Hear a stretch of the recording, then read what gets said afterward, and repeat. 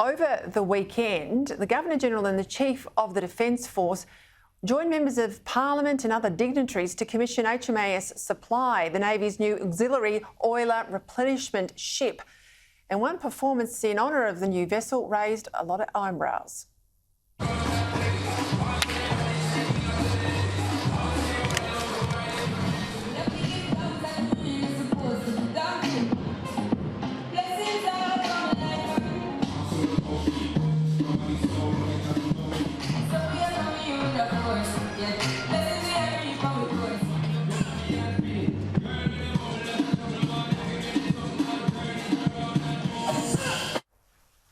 Well, to discuss this and get some common sense, I'm joined from Newcastle by the leader of One Nation in New South Wales, Mark Latham. I don't know how that got through I'm in the mood, don't worry, I'm grooving on. Do not even joke. You know, at a time when the military has issues, about women and the treatment of young cadets and others, I am speechless. It's Sir Hoss or whoever it might be that had a role in organising that ceremony would let that get through. Well, I disagree, Peter. They're professional dancers who probably since they were young girls have dreamed and worked hard and trained themselves to perform at significant events like that. And in an era when we're talking about the treatment of women, I think it's disgraceful that there'd be criticism of professional dancers, women who've worked hard to aspire to this sort of expertise, beautiful-looking women dancing there. I assume it was put on because, of course, it's part of any sailor's dream to watch such a performance and to see the po-faced, almost frowning, disgusted view on the dignitaries. I've been to some of these events. No, I think you got it wrong, Mark. No. So boring, I think you got it wrong. Sleep.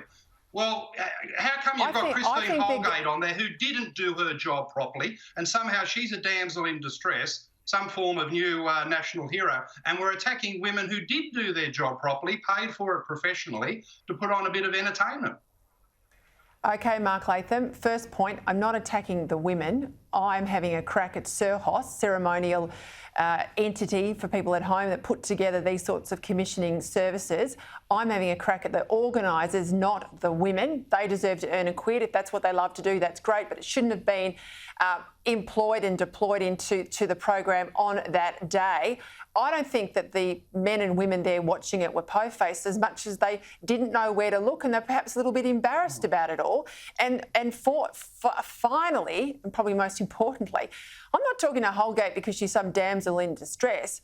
I am really interested in a secret report, having grown up in the country and come from a family of people who ran post offices. I am really interested in a report that would carve up, and kept secret from all of us, that would carve up Aussie Post and make it less viable in the future for people in country areas where you know and I know Aussie Post is about the only service left in country towns, and it is, in very many cases, the only bank. That's my focus. Now let's move to the Hunter.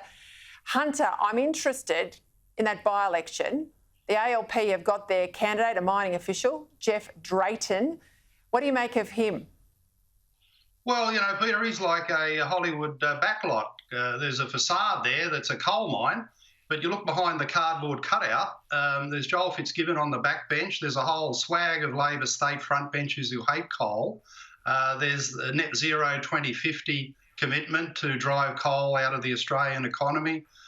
They've got their support for Matt Kean's 100% renewables. If Jeff Drayton and others in the Labor Party, just for the sake of this by-election, are saying they support coal, well, why can't they use it for generating power, to keep the lights on, to power up manufacturing? I mean, these people hate coal. And he's a patsy, really, put forward for no other purpose than to look a little bit favourable towards coal, because he's from the mining union, a mining union official, just for the purposes of the by-election, and of course they'll go back to their standard form on the 23rd of May. So who's going to be the One Nation candidate? When will we know that?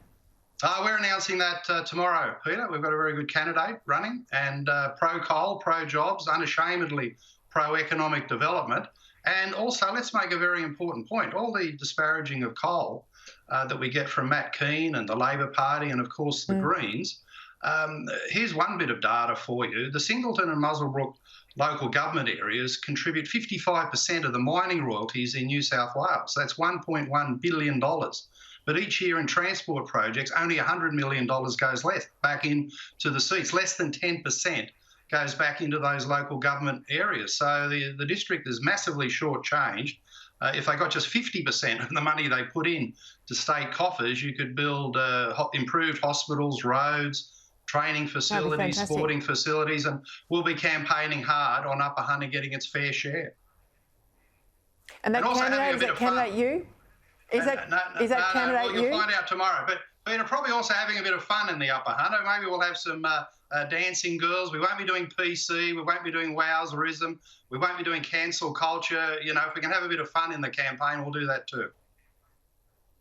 Well, I promise to come up for the by-election as long as you promise not to dance, all right? No, I won't be dancing. Thank you, Mark Latham. Thanks, Peter.